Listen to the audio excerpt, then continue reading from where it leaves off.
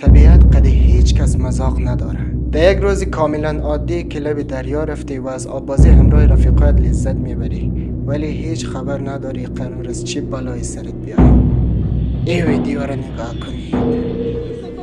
خب لب دریا، آبازی، معیشت، عیشت، صفا. خوب نگاه کنید چی میشه. وقتی که موج میآید، موج دریای بچه رو اینجا میبره، لب چقوری برابر میکنه.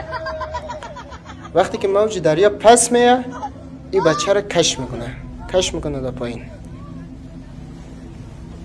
ولی خوشبختانه رفیقش نجاتش داد.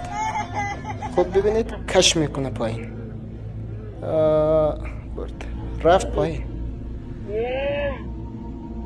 خب بسیار خطرناک است والا. اگه برایتان جالب باشه، خود منم یک بار همچین تجربه داشتم. با رفیقای ما لب دریا رفته بودیم، دریای خزر ایران.